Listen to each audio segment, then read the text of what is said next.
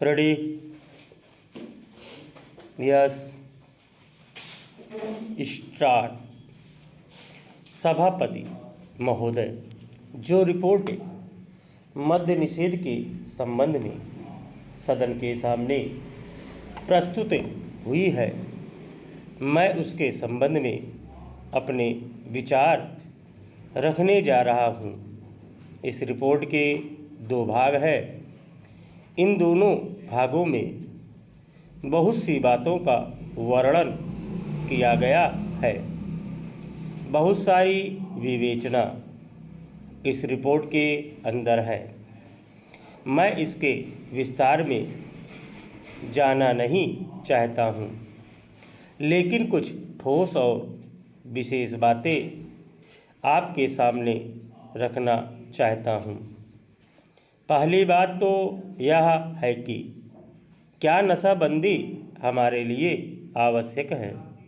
क्या यह आवश्यक है कि हम मद्यपान ना करें?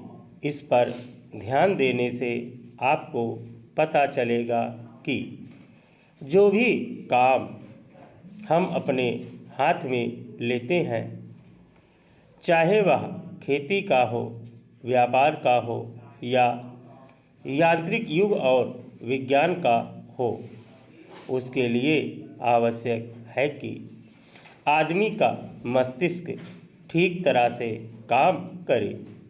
अगर मस्तिष्क का संतुलन बिगड़ जाता है तो वह उसको ठीक तरह से कर नहीं सकता।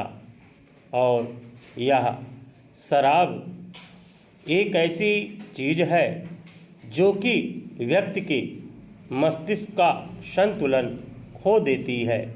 इसीलिए हमारे देश में हमारे नेताओं ने यह आवश्यक समझा था कि अगर इस देश में सामाजिक और आर्थिक जीवन का संतुलन ठीक रखना है, लोगों को किसी चीज़ का ज्ञान देना है, किसी चीज़ को उन्हें सिखलाना है, तो उसके लिए आवश्यक है कि इंसान का दिमाग ठीक रहे। और इसीलिए नशाबंदी का होना बहुत ही आवश्यक है। इस बात का प्रचार स्वतंत्रता के पहले और बाद में भी किया गया। यदि हम धार्मिक ग्रंथों को देखें, हिंदू धर्म के वेद तथा शास्त्रों को देखें, ईसाइयों की बाइबिल को देखें या मुसलमानों की पवित्र कुरान को देखें, तो किसी ग्रंथ में भी इस प्रकार की विचारधारा नहीं है कि आदमी शराब पिए। हर स्थान पर इसका खंडन किया गया है।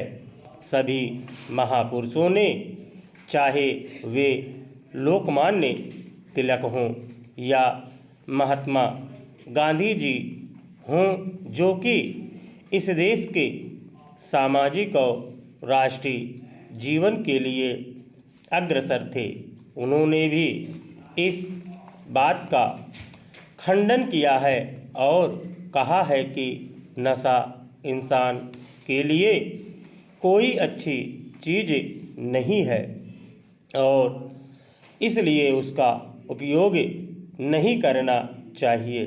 मैं आपके द्वारा इस सदन का ध्यान दिलाऊंगा कि शराबबंदी को जहाँ जहाँ भी ढील दी गई है, वहाँ पर देखने से पता चलता है कि हालत कितनी खराब हुई है।